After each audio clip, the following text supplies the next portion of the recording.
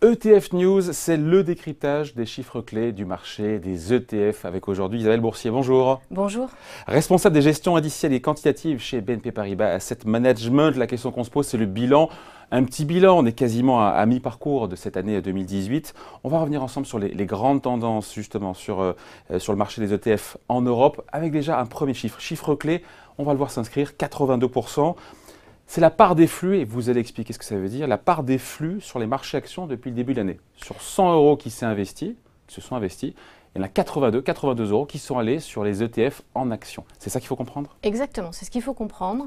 Le marché des ETF reste très dynamique sur le premier trimestre de l'année 2018 et 82% des nouveaux flux sur ce marché des ETF sont investis sur des ETF qui répliquent des indices actions.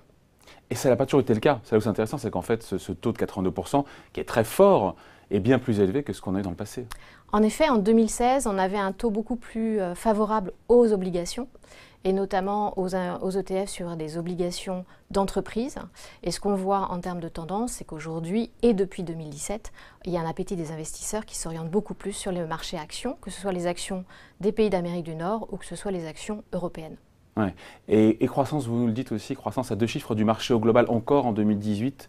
Sur les volumes, les flux traités, on est encore en croissance à deux chiffres sur le marché des ETF. Alors, sur le marché des ETF, si on regarde sur les 10 dernières années, on est en moyenne en croissance de 20% par an depuis le début de l'année. Alors, c'est vrai que ce taux de croissance, il est impacté aussi par la performance des marchés, notamment des marchés actions. Quand vous avez 82% du flux qui va sur les marchés actions, ben, le flux global en perspective et en relatif baisse, et le taux de croissance sur le premier trimestre de 2018 est de 3% sur le marché des ETF.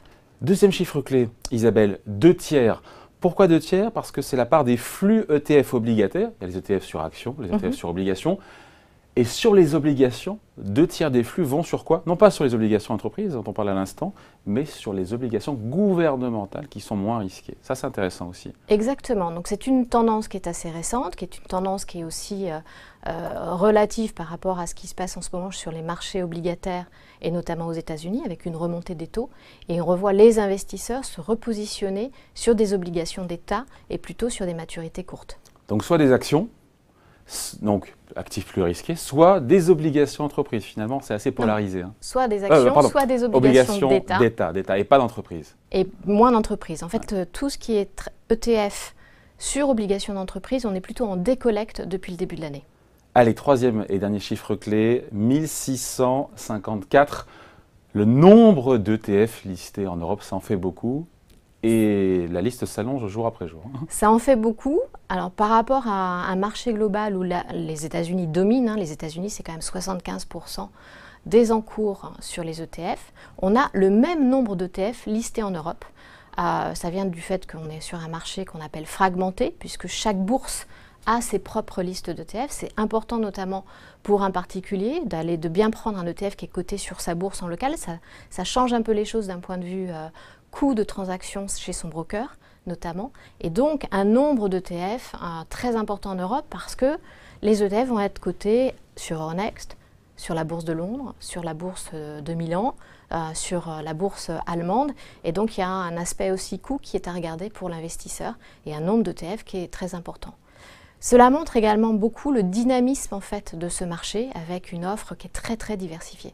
Voilà. Et donc on n'a plus à rougir face aux Américains. Ça là où c'est intéressant, c'est qu'on a autant de TF listés. Après, il faut comparer les volumes, etc. Mais on a autant de choix possibles qu'un investisseur américain qui voudrait acheter des ETF aux États-Unis. En termes de diversification sur des zones géographiques, sur des secteurs, sur des thématiques particulières, sur ce qu'on appelle aussi l'investissement smart beta factoriel, il y a un choix très important en Europe.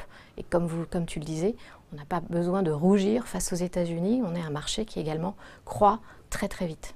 Merci Isabelle pour ces explications. Merci.